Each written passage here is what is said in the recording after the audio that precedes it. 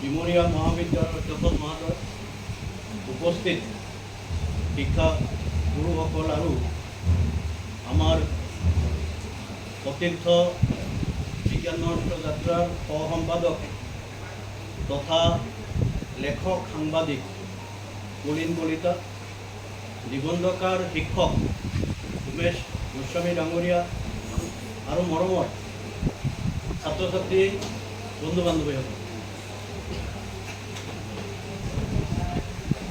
নমস্কাৰ। মই ছাত্ৰ ছাত্ৰীসকলৰ উদ্দেশ্যে কৈছোঁ, স্পীকাৰ কাম কৰা নাই জোৰে কৈছোঁ, নমস্কাৰ। নমস্কাৰ। তাৰমানে যেতিয়া এই বিষ নথকা সাপে মানুহক ভয় দেখুৱায় তেতিয়া ফচ ফচ শব্দ কৰে, শব্দটো জোৰে হয়, তাৰ বিষ নাই। আমাৰ যিহেতু ঘৰত কম মানুহ আছে, শব্দটো যদি জোৰে নহয় তেনেহ'লে ওচৰৰ মানুহ ভাবিব তাত মানুহে নাই। নমস্কাৰ। এতিয়াও হোৱা নাই, নমস্কাৰ। ধন্যবাদ। এই মই যদি অনুমতি দিয়ে তেওঁলোকে এই আপোনালোকৰ পৰাই দুই চাৰি কথা জনাৰ চেষ্টা কৰিম। 2013 খ্ৰীষ্টাব্দ 20 আগষ্ট আজিৰ দিনটো চিকিৎসক, সমাজ কৰ্মী, লেখক আৰু অন্ধবিশ্বাস কুসংস্কাৰ বিৰোধী যুঁজৰ সেনানী ডক্টৰ দাভালকাৰ, নৰেন্দ্ৰ অচ্যুত দাভালকাৰ ৰাজপথত ৰাতিপুৱাই গুলীয়াই হত্যা কৰিছিল। কিহৰ বাবে?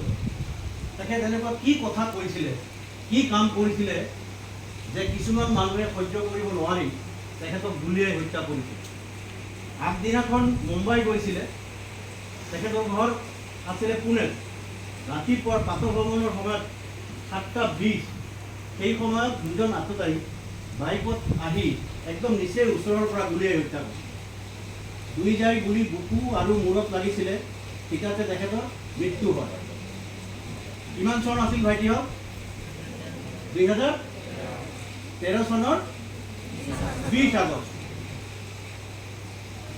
কথাটো মন কৰিব, তেখেত একচুৱেলি তেতিয়া বয়স আছিলে 69 ইয়াৰ। আমি অসমীয়াত ক'লে কি ক'ম? 69 বছৰ। ছাত্ৰা অঞ্চলত মহাৰাষ্ট্ৰত জন্মগ্ৰহণ কৰি তেখেতে MBBS পাছ কৰাৰ পিছত চিকিৎসক হিচাপে কাম আৰম্ভ কৰিলে। চিকিৎসা কৰি থাকোঁতে তেখেতে গভীৰভাৱে এটা কথা লক্ষ্য কৰিছিল যে বহু মানুহ আহে যি দৰৱ পাতি দিলেও নাখায় বা যি ধৰণে কোৱা হয় সেই ধৰণে নকৰে, বৰঞ্চ তেওঁলোকে কয় যে আমাকতো কবিৰাজে কৈছে এনেকৈ কোৱাৰ কথা, তেনেকৈ থকাৰ কথা। আপোনালোকে আজিও জানে জণ্ডিছ হ'লে, আই ওলালে, এতিয়াও আমাৰ সমাজত চিকিৎসা নকৰি কি কৰে, মালা ডিঙিৰ ওপৰত মালা পিন্ধে লাহে লাহে তলত পৰি যায় আৰু বেমাৰটো ভাল হোৱা বুলি কয়। আজিৰ দিনতো অসমত সৰ্পদংশনত শ শ মানুহ মৃত্যু হয়। তাৰ মূল কাৰণ হৈছে কি, এতিয়াও মানুহে চিকিৎসালয়ত নগৈ কি কৰে, জৰা ফুকা কৰে, বেজ বেজালি তন্ত্ৰ মন্ত্ৰ কৰে। কিন্তু পৰিসংখ্যাই কৈছে যে প্ৰায় 90% সাপ হ'ল অবিষাক্ত, 10 বা 15% সাপে বিষাক্ত। যদি বিষাক্ত সাপে পৰ্যাপ্ত পৰিমাণে বিষ ঢালে আৰু যদি চিকিৎসা নকৰে তেনেহ'লে মানুহজনৰ কিন্তু মৃত্যু হ'ব। আজিৰ দিনতো ভুলত উঠাই মানুহক নদীত বা আপোনাৰ উঠাই দিয়ে, কিয়? কোনোবা বেজে পালে তাক গাড়ী বুকি ভাল কৰিব। কিন্তু মাছে খাই শেষ কৰে গেলা বচা সেই দেহ। তো সেই সময়ত নৰেন্দ্ৰ দাভালকাৰে ভালদৰে উপলব্ধি কৰিছিলে যে বেমাৰতকৈ অন্ধবিশ্বাস আৰু কুসংস্কাৰ ক্ষতিকাৰক পৰম্পৰাই বেছিকৈ ৰোগৰ কাৰণ হৈ পৰিছে। তেখেতে 12 বছৰ চিকিৎসা এই বৃত্তিত জড়িত থকাৰ পিছত তেখেতে লাহে লাহে এই অন্ধবিশ্বাস কুসংস্কাৰ এইবোৰ দূৰ কৰাৰ কাৰণে এজন সমাজকৰ্মী হিচাপে তেখেতে মনোনিয়োগ কৰে। সেই সময়ত এক গাঁও এক পুৱা এটা আন্দোলন চলিছিল। তাৰমানে এই ছাত্ৰ ছাত্ৰী বন্ধু বান্ধৱীসকল, এই যে আমি কিছুমান ৰাজ্য এতিয়াও আছে, আপোনালোকে জানে উত্তৰ প্ৰদেশ, বিহাৰ এনেকুৱা কিছুমান ৰাজ্য আছে য'ত এতিয়াও একেলগে বহি নাখায়, এটা কুঁৱাৰ পানী ভাগ বতৰা নকৰে। কিছুদিন আগতে সামাজিক মাধ্যমত হুলস্থুল লাগিছিলে, কাৰণ এটা বাচনৰ পৰা ল'ৰা এজনে পানী খোৱাৰ কাৰণে তেওঁ আছিলে দলিত, তেওঁক মৰিয়াই মৰিয়াই হত্যা কৰা হৈছিল। এই সময়তো বেলেগ বেলেগ কোৱা আছিল, দলিতৰ কাৰণে বেলেগ, ক্ষুদ্ৰৰ কাৰণে বেলেগ, ব্ৰাহ্মণৰ কাৰণে বেলেগ, এনেকুৱা। তো তেখেতে বেলেগে আন্দোলনটো আৰম্ভ কৰিছিল, এক গাঁও এক কুঁৱা, মানে এটা গাঁৱত এটা কুঁৱা থাকিব আৰু সকলোৱে পানী খাব পাৰিব। সেই আন্দোলনটোত তেওঁ যোগদান কৰিছিল। তাৰপিছত লাহে লাহে পৰৱৰ্তী সময়ত অন্ধ ছাত্ৰ নিৰ্মূল সমিতি চলি আছিলে, তেখেত তাত যোগদান কৰিলে আৰু মহাৰাষ্ট্ৰৰ এখন তাপত তেখেতৰ সম্পাদক হৈ থাকিলে। সেই সময়তে ফিৰা ফেডাৰেশ্যন অফ এই কি কয় আপোনাৰ ৰেষ্টুৰেণ্ট এছ'চিয়েশ্যনত তেখেত উপসভাপতি হিচাপেও কাম আৰম্ভ কৰিলে। কিন্তু কিছুদিন কাম কৰাৰ পিছত তেখেতে নিজে মহাৰাষ্ট্ৰ অন্ধ ছাত্ৰ নিৰ্মূল সমিতি বুলি এটা সংগঠন খুলিলে, যাৰ তেখেত প্ৰতিষ্ঠাপক সভাপতি আছিল। তেখেতে মানুহৰ মাজত প্ৰায় ৩,০০০তকৈ বেছি সভা সমিতি কৰি এই সজাগতা সৃষ্টি কৰিলে কি অন্ধবিশ্বাস আৰু কুসংস্কাৰ হ'ল আমাৰ সমাজৰ মূল কাৰণ। এই কথাবিলাক ক'ব যাওঁতে তেওঁ গুলীয়াই কিয় মাৰিলে? সনাতন সংস্থা বুলি এটা সংস্থা আছিলে, উগ্ৰ হিন্দুত্ববাদী সংগঠন, যি বিগিনিঙৰ পৰা প্ৰথমৰ পৰা তেখেতক বিৰোধিতা কৰি আছিলে। তেখেতে ক'ৰবাত সভা পাতিব যায়, হুলস্থুল কৰি কিছুমান গুণ্ডা গৈ তেওঁ সভা ভংগ কৰিছিল। বিভিন্ন লেখা বিভিন্ন সময়ত তেখেতে প্ৰতিবাদ কৰিছিল। কিন্তু গৈ গৈ কিয় মাৰিব লগা হ'ল সেই কথাটোত মই আহিছোঁ। কাৰণ তেখেতে কৈছিলে যে এই যে বাবা সন্যাসী দৰবেশ যিবিলাকে মানুহক চিকিৎসা কৰি আছে তন্ত্ৰ মন্ত্ৰ দি, ধৰক ৰোগী আহিলে কঁকালত কাৰোবাৰ ঘূৰ মাৰি দিয়ে, এইটো আপোনালোকে সামাজিক মাধ্যমত দেখিব, ফেচবুক হোৱাটছআপত ইউটিউবত, যে চিকিৎসা কৰে কেনেকৈ হাতটো বুলাই দিয়ে, কাৰোবাৰ পেটত চৰ মাৰে, কাৰোবাৰ বুকুত চুৱে, কাৰোবাৰ পিঠিত ঘূৰ মাৰি দিয়ে আৰু ৰোগী ভাল হৈ যায়। এই ধৰণৰ কথাবিলাকে তেখেতক চিকিৎসক হিচাপে পৰা আহি এই সমাজ আৰু অন্ধবিশ্বাস কুসংস্কাৰ বিৰুদ্ধে জনজাগৰণ কৰিবলৈ তেখেতক উদ্ধৃত কৰিছিল। তাৰ কাৰণ আছিলে তেখেতে এটা কথা ধুনীয়াকৈ আৰু খুব গভীৰভাৱে উপলব্ধি কৰিছিলে যে যদি আমি সমাজৰ পৰা অন্ধবিশ্বাস আৰু কুসংস্কাৰ দূৰ কৰিব নোৱাৰোঁ, তেনেহ'লে আমি মানুহক চিকিৎসা কৰি ভাল কৰিব নোৱাৰিম। কাৰণ আজিৰ উদাহৰণ এতিয়াও দিছোঁ যে অসমৰ দৰে জেগাত এতিয়াও মানুহে আই ওলালে চিকিৎসা নকৰে, মানুহে জণ্ডিছ হ'লে চিকিৎসা নকৰে, সাপে খুটিলে, কুকুৰে কামুৰিলেও এতিয়া চিকিৎসাৰ সলনি এতিয়াও বেজবেজালি কৰে। গতিকে সেই সময়ত জাভাৰকাৰৰ সময়ত মানুহক দেখিছিলে যে আমি যদি অন্ধবিশ্বাস কুসংস্কাৰ আৰু ক্ষতিকাৰক পৰম্পৰাসমূহ যদি দূৰ কৰিব নোৱাৰোঁ, কেৱল চিকিৎসা কৰি মানুহক আমি সুস্থ কৰিব নোৱাৰোঁ। সেইবাবে তেখেতে এই তান্ত্ৰিকসকলৰ বিভিন্ন ভণ্ডামি এই কথাবিলাক তেখেতে গভীৰভাৱে অধ্যয়ন কৰি ৰিচাৰ্চ কৰি তেখেতে বিভিন্ন গ্ৰন্থ ৰচনা কৰা আৰম্ভ কৰিলে, বিভিন্ন পেপাৰ পত্ৰিকাত লিখা আৰম্ভ কৰিলে। আৰু সেইটো কৰিব যাওঁতে আটাইতকৈ বেছি আঘাত কাক কৰিছিল ভাইটি ভণ্টিসকল? তান্ত্ৰিকসকলৰ এই ভণ্ডামি, এই ধৰণৰ ৰহস্যবিলাক যেতিয়া তেওঁ উদ্ঘাটন কৰি সজাগতা আৰম্ভ কৰিলে, লিখিবলৈ আৰম্ভ কৰিলে, কাক চবতকৈ বেছি কাৰ ব্যৱসায় ক্ষতি কৰিছিল? তান্ত্ৰিকসকল। আৰু তান্ত্ৰিকসকল কিন্তু বহুত ফলোৱাৰ আছে, বহুত অনুগামী আছে। এই তান্ত্ৰিকসকলে এই ধৰণৰ মানুহে যিবিলাকে তন্ত্ৰ মন্ত্ৰ কৰি বেজ বেজালি কৰি ব্যৱসায় ৰমৰমীয়া ব্যৱসায় কৰি আছিলে, তেওঁলোকৰ এই মূৰত ধৰিলে যে আমাৰ ব্যৱসায়টো বন্ধ হৈ যাব লাহে লাহে। এই তেওঁলোকেই এই সনাতন সংস্থাৰ দুজন সদস্য, যি নেকি অবৈধ অস্ত্ৰ সৰবৰাহৰ অভিযোগতো অভিযুক্ত, তেখেতসকলক নিয়োগ কৰি এই 20 আগষ্ট 2013 ৰাতিপুৱা তেখেতক নিজেই ওচৰৰ পৰা গুলীয়াই হত্যা কৰে। এতিয়া ছাত্ৰ ছাত্ৰী বন্ধু বান্ধৱীকে কোৱাচোন, তেখেতে কিবা ভুল কথা কৈছিলে নেকি? জাভাৰকাৰে কিবা ভুল কথা কৈছিলে নেকি?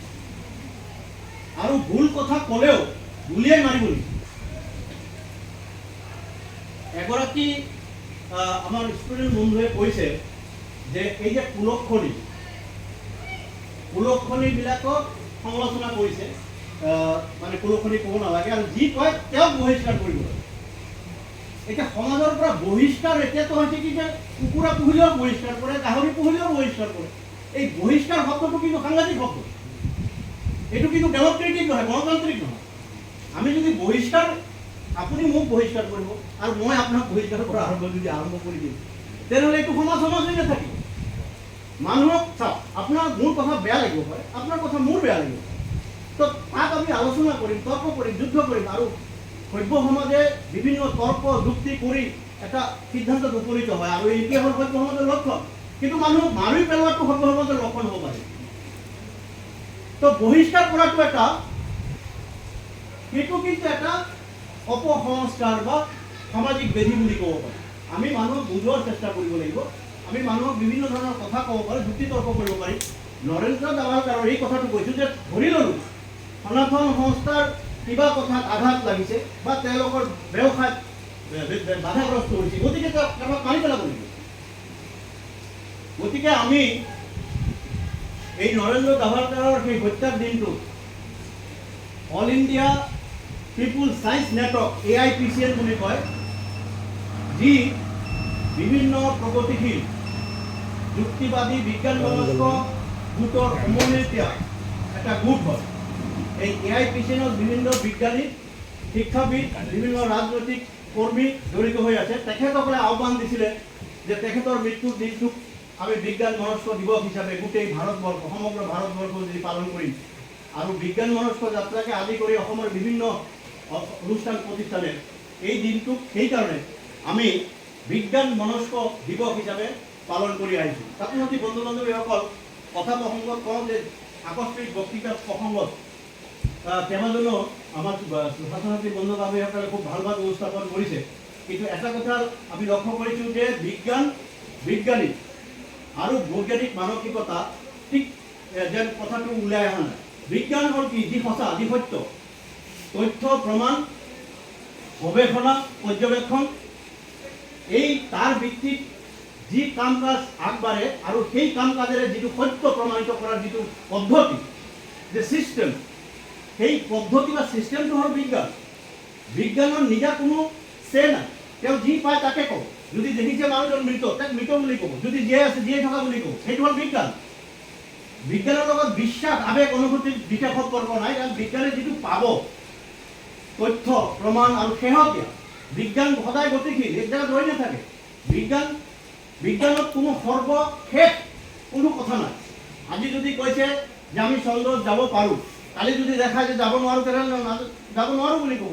আজি যদি কৈছে যে জাহাজ পানীৰ ওপৰত উপঙি থাকে, তাৰ কাৰণ সেইটো, কালি যদি দেখা যায় যে নহয় এইটো কাৰণ নহয় বেলেগ কাৰণ, তেতিয়া বেলেগ কাৰণ ক'ব।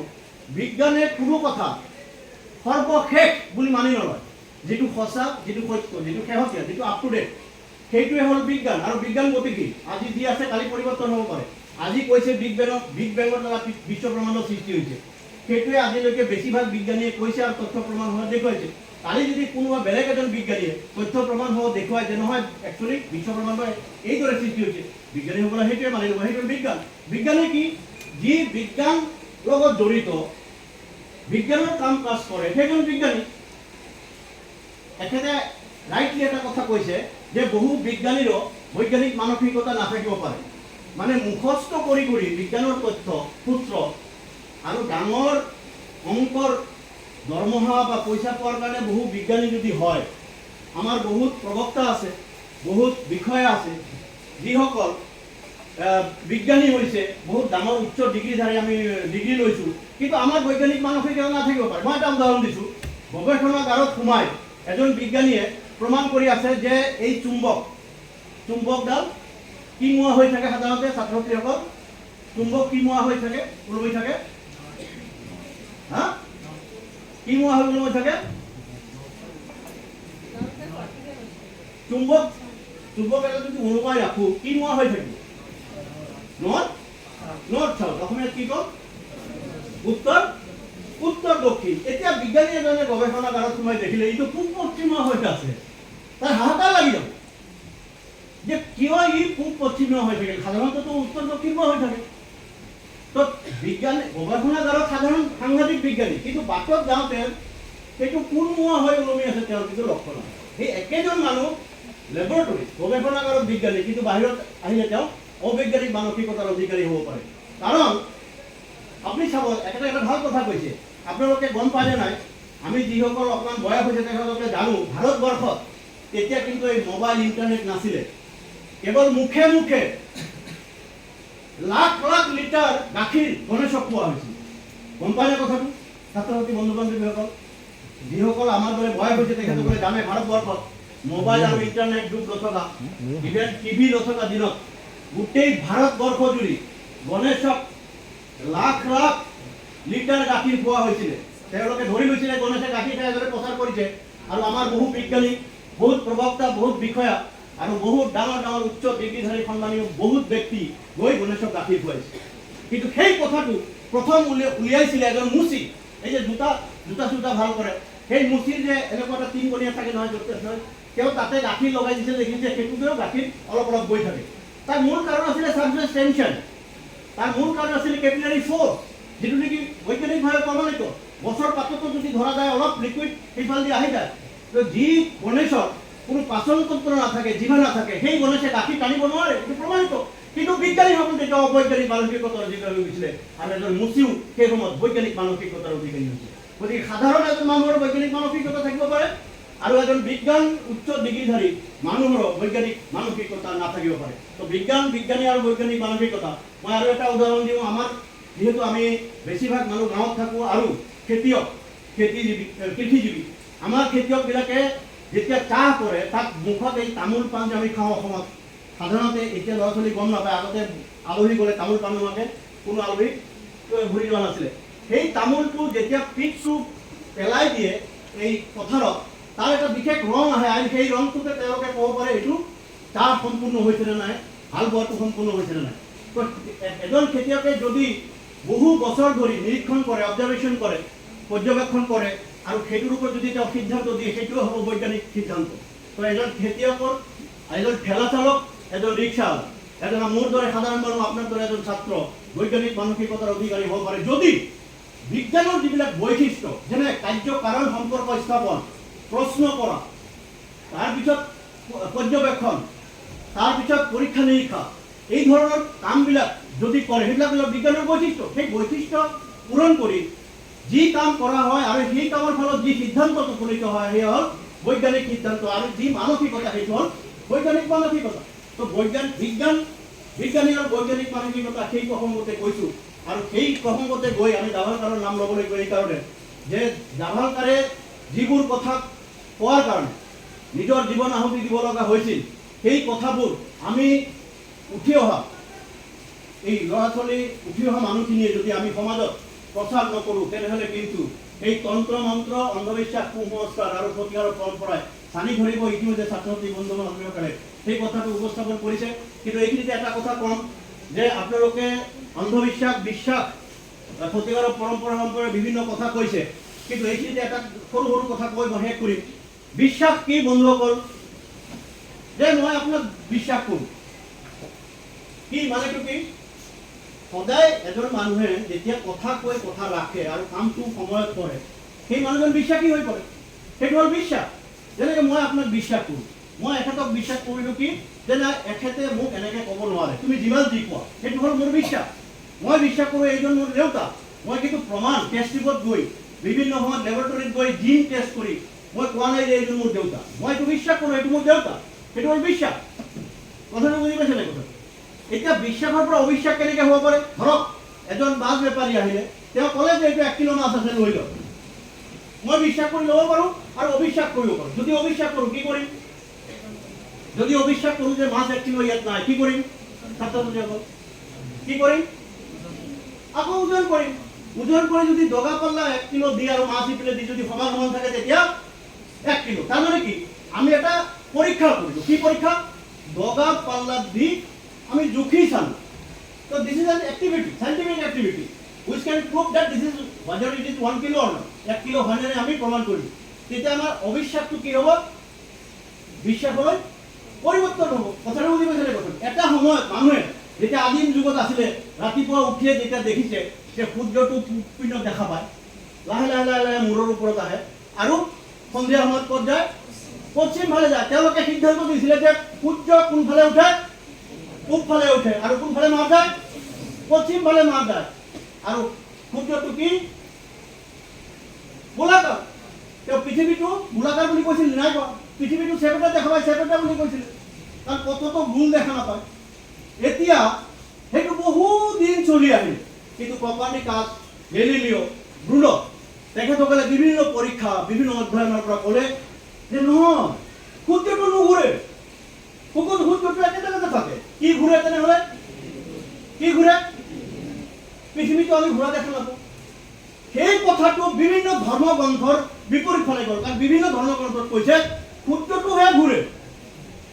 এই যে ধৰ্মগ্ৰন্থৰ বিপৰীতে কথা ক'লে, যাৰ কাৰণে গেলিলিও বহুত শাস্তি দিছে, কপাৰ্নিকাছৰ বহুত বিভিন্ন গ্ৰন্থই উলিয়াব পৰা নাই। গুণত্ব জ্বলা জুইত হাত ভৰি বান্ধি, জ্বলা জুইত ঘিউ ঢালি, মন্ত্ৰ পাঠ কৰি কৰি সকলো মানুহৰ সন্মুখত উলংগ কৰি হত্যা কৰিছিল এই ধৰ্মযাজকসকলে। কাৰণ তেখেতে কৈছিলে যে সূৰ্য নহয়, পৃথিৱী ঘূৰে। দেখাত যদিও পৃথিৱীখন চেপেটা, কিন্তু পৃথিৱীখন গোলাকাৰ। আৰু মানুহৰ যদি মিলন নহয়, এনে এজন মানুহ হ'ব নোৱাৰে। তেওঁ কৈছিলে যীশু খ্ৰীষ্ট এনে হ'ব নোৱাৰে। এই কথাবিলাক প্ৰশ্ন আকাৰে যেতিয়া উত্থাপন কৰিছিলে, সেইবিলাক ধৰ্মগ্ৰন্থৰ বিপৰীতে কৈছিলে, যাৰ কাৰণে তেখেতক হত্যা কৰিছিল। এই দাভালকাৰো যেতিয়া কথাবিলাক আৰম্ভ কৰিলে যে মানুহক গুৰ মাৰিলে, চৰ মাৰিলে, বা বিভিন্ন তাবিজ কবিজ আঙুঠি পিন্ধালে বেমাৰ ভাল নহয়, কাৰণ বেমাৰৰ এটা কাৰণ বা দুটা কাৰণ, একাধিক কাৰণ থাকিব পাৰে। সেই কাৰণ যদি আমি নাজানো, আৰু যদি চিকিৎসা কৰা নহয়, বেমাৰ ভাল নহয়। সাময়িকভাৱে মানুহ এজনৰ মানসিক, এগৰাকী ভণ্টিয়ে কৈছে যে আমাক মানসিক শান্তি দিয়ে, কিন্তু সাময়িক শান্তি দিব পাৰে, কিন্তু আমাৰ পাৰ্মানেণ্ট যিটো চলিউশ্যন, আমি যাক কওঁ সমাধান, সেইটো কৰিব নোৱাৰে। যদি সেইটো হ'লেহেঁতেন, তেতিয়া হস্পিটেল বন্ধ হৈ গ'লহেঁতেন, আমাৰ চিকিৎসালয়বোৰ নাথাকিলেহেঁতেন, তেতিয়া বেজ বেজালিয়ে ৰমৰমাই আমাৰ চিকিৎসা কৰিব পাৰিলেহেঁতেন। সেই কথাটোকে যেতিয়া দাভালকাৰে বাৰে বাৰে কৈছিলে, মানুহৰ মাজত কৈছিলে, আৰু যেতিয়া এই তান্ত্ৰিকসকলৰ, বাবা সন্যাসী দৰবেশসকলৰ যেতিয়া ব্যৱসায় বন্ধ হোৱাৰ আৰম্ভ হৈছিলে, তেতিয়া কিছু মানুহে সেই নিজৰ স্বাৰ্থ পূৰণ কৰিবৰ কাৰণে আৰু তেখেতে আৰু এটা কথা কৈছিলে যে সংস্কৃতিৰ নামত অপসংস্কৃতি। যেনেকে এগৰাকী ভণ্টিয়ে কৈছে, বাল্য বিবাহ সতীদাহ কথা, যদি ৰামমোহন ৰায়ে সেই সময়তে সতীদাহৰ বিৰোধিতা নকৰিলেহেঁতেন, তেনেহ'লে আজিও হয়তো মোৰ মা, আপোনাৰ ভগ্নী এতিয়া হয়তো জ্বলা জুইত জাপ দিব লাগিলহেঁতেন। আজিও যদি ৰামমোহন ৰায়ে সেই বিপ্লৱ, সেই বিৰোধিতা যদি আৰম্ভ নকৰিলেহেঁতেন, হয়তো আজিও আমাৰ বহু মহিলা স্বামীৰ মৃত্যুৰ পিছত হয়তো জাপ দিব লগা হ'লহেঁতেন। গতিকে বন্ধুসকল, পৰম্পৰাৰ নামত ক্ষতিকাৰক যিবিলাক পৰম্পৰা, সেই পৰম্পৰা তেওঁ বিৰোধিতা কৰিছিলে। যেনেকৈ বাল্য বিবাহ, এই বাল্য বিবাহৰ যদি সৰুতে ল'ৰা ছোৱালীক বিয়া যায়, বিভিন্ন সমস্যাৰ সৃষ্টি হ'ব পাৰে, সেই বাল্য বিবাহ বিৰোধিতা কৰিছিলে। আমাৰ অসমতে বিৰুৱালা বাইদেৱে নিজকে ডাইনী সজাইছিলে। বহুত মানুহে তেওঁক ডাইনী বুলি মাৰিব ওলাইছিলে। সেই মানুহজনী বিভিন্ন সময়ত ডাইনী প্ৰথাৰ বিৰোধিতা কৰি আজি অসম নহয়, ভাৰত নহয়, এছিয়া নহয়, গোটেই বিশ্বতে এটা নাম আনিবলৈ সক্ষম হৈছে, আৰু তেখেতে পদ্মশ্ৰীও পাইছে। এই গৰাকী আমাৰ দাভালকাৰ, তেখেতেও পদ্মশ্ৰী উপাধিৰে সন্মানিত হৈছে মৃত্যুৰ পিছত। বন্ধুসকল, মই শেষ কৰি 2013 চনৰ ঘটনা। তেখেতে এটা ড্ৰাফ্ট বনাইছিলে, এটা খচৰা বনাইছিলে, কি এণ্টি চুপাৰষ্টিশ্যন ব্লেক মেজিক বিল। তেখেতে এটা খচৰা বনাইছিলে, কি অন্ধবিশ্বাস আৰু তন্ত্ৰ মন্ত্ৰ বিৰোধী বিল। অধ্যাদেশ পিছত হৈছিল। সেই বিলটোৰ খচৰা বনাইছিলে, যি খচৰা পঢ়ি এই তান্ত্ৰিকসকলৰ মূৰ আৰু গৰম হৈ গৈছিল, যাৰ কাৰণে তেখেতক হত্যা কৰিব লগা হ'ল। সেই খচৰাটো, তেখেতৰ মৃত্যু হৈছিলে 20 আগষ্ট 21 তাৰিখে। পুনে চহৰ বন্ধ হৈ গৈছিলে। বিভিন্ন ৰাজনৈতিক দল, সমাজকৰ্মী নেতা বিভিন্ন গৰিহণা দিছিলে। গোটেই ভাৰতবৰ্ষ জুৰি এটা গৰিহণাৰ পৰিৱেশ সৃষ্টি হৈছিলে। আৰু 4 মাহ পিছত ডিচেম্বৰত মহাৰাষ্ট্ৰ চৰকাৰে সেই বিধেয়কটো গৃহীত কৰি পালন কৰাৰ ব্যৱস্থা কৰে কেৱল মহাৰাষ্ট্ৰ ৰাজ্যত। আমাৰ উদ্দেশ্য থাকিব বন্ধু বান্ধৱীসকল, যাতে সেই তেনেকুৱা এখন বিল আমি দেশৰ অন্য প্ৰান্ততো আনিব পাৰোঁ। আৰু এই তন্ত্ৰ মন্ত্ৰ, বাবা ফকীৰ, দৰবেশ, আপোনালোকে অসমতো জানে যে এতিয়া অনলাইন দি পেলাই এতিয়া মানুহৰ বেমাৰ কৰা, ভাল কৰাৰ যি পদ্ধতি, ল'ৰা ছোৱালীবোৰে জন্ম দিব পাৰে, অনলাইন 500 টকা দিয়ক, আৰু আপোনাৰ যদি সন্তান নাই তেনেহ'লে আপোনাৰ সন্তান হ'ব। সেইটো সম্ভৱ নেকি? কিন্তু কিছু মানুহক বিভ্ৰান্ত কৰিছে সামাজিক মাধ্যমৰ যোগেদি, বিভিন্ন মানুহৰ এজেণ্ট লগাই দি। গতিকে সেইবিলাক যাতে বন্ধ হয়, আৰু ইয়াতে তন্ত্ৰ মন্ত্ৰ কৰি বহু মানুহ আমাৰ সন্মুখতে ডাইনী হত্যা কৰিছে, আমাৰ সন্মুখতে বিভিন্ন বেমাৰ, বিভিন্ন অসুখ হয়, অসুস্থ হয়, সাপে খুটি, কুকুৰে কামুৰি বিভিন্ন মানুহ মৃত্যু হৈছে। আই কফ ওলাই, জণ্ডিছ ওলাই, বিভিন্ন বেমাৰ এতিয়াও মানুহে চিকিৎসা নকৰাৰ যি পৰিৱেশ, সেই পৰিৱেশক আমি যদি ৰোধ কৰিব লাগিব, তেনেহ'লে আমি সেই তেনেকুৱা anti superstition and black magic amendment যিটো বিল আছে, সেই বিলৰ আৰ্হিত আমিও সেই কথাবিলাক চিন্তা কৰিব লাগিব। আৰু আমি বিজ্ঞান মনস্ক যাত্ৰাৰ তৰফৰ পৰা 2022 খ্ৰীষ্টাব্দৰ 6 ফেব্ৰুৱাৰীত জন্ম হৈ অসমৰ বিভিন্ন জিলাত আমার সংগঠন রূপ হয়েছে, আমার একটা ফেসবুক গ্রুপ আছে বিজ্ঞান মনস্ক যাত্রা, হ্যাশ বিজ্ঞান মনস্ক যাত্রা অসমীয়া যদি লিখে ফেসবুক গ্রুপটো পাবো। আমার প্রায় 4,000 সদস্য আছে। আমার একটা ইউটিউব চ্যানেল আছে ইংরেজি বিজ্ঞান মনস্ক যাত্রা। বিজ্ঞান যদি ইউটিউবত চার্জ করে বিজ্ঞান মনস্ক যাত্রা, আজি যিসকল ল'ৰা ছোৱালী বক্তব্য ৰাখিছে তাৰে কিছু অংশ আমি আপোনালোকে যদি অনুমতি দিয়ে আমাৰ এই ইউটিউব যোগে আমি প্ৰচাৰ কৰিম। অন্ধবিশ্বাস, কুসংস্কাৰ আৰু ক্ষতিকাৰক পৰম্পৰাৰ বিৰুদ্ধে এই আমাৰ অসমীয়া সমাজত আমি যদি কিছু বাৰ্তা লৈ যাব পাৰোঁ, আপোনালোক উঠি অহা ল'ৰা ছোৱালী যদি আপোনালোকে অনুমতি দিয়ে আমি তাকো প্ৰচাৰ কৰিম। আমাৰ ইউটিউব চেনেল হ'ল বিজ্ঞান মনস্ক যাত্ৰা, ইংৰাজী VIGYAN বিজ্ঞান মনস্ক MANSHKA যাত্ৰা YATRA।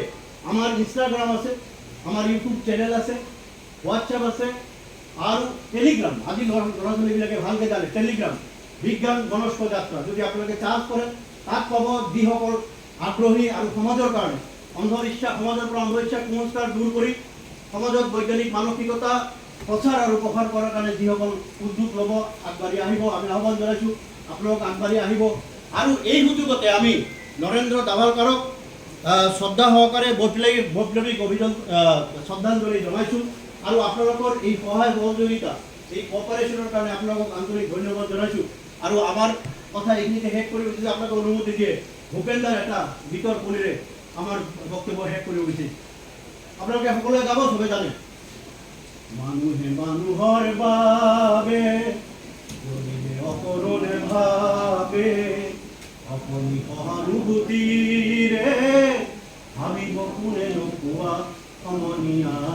মানুহে মানুহৰ বাবে যদিহে অকৰণে ভাবে, অকণি সহানুভূতিৰে ভাবিব কোনে নোপোৱা সমনীয়া। মানুহে মানুহৰ বাবে, মানুহে মানুহক বেচিব খুজি, মানুহে মানুহক কিনিব খুজি, মানুহে মানুহক বেচিব খুজি, মানুহে মানুহক কিনিব খুজি, পুৰণি ইতিহাস দোহাৰিলে ভুল জানো নহ'ব কোৱা সমনীয়া। মানুহে মানুহৰ বাবে যদিহে অকণে ভাবে, অকণি সহানুভূতিৰে ভাবিব কোনে নোপোৱা সমনীয়া। মানুহে মানুহৰ বাবে, দুৰ্বল মানুহে যদি জীৱনৰ কোবাৰ নদী পাৰ হয় তোমাৰে সাহস, তুমি হেৰুৱা নদী। দুৰ্বল মানুহে যদি জীৱনৰ কোবাৰ নদী পাৰ হয় তোমাৰে সাহস, তুমি হেৰুৱা নদী। মানুহ যদিহে নহয় মানুহ, দানৱ কাহানিও নহয় মানুহ। মানুহ যদিহে নহয় মানুহ, দানৱ কাহানিও নহয় মানুহ। যদি দানৱ কাহানি বা হয় মানুহ, মাছ পাব কোনে নোপোৱা সমনীয়া। মানুহে মানুহৰ বাবে যদিহে অকণে ভাবে, অকণি সহানুভূতি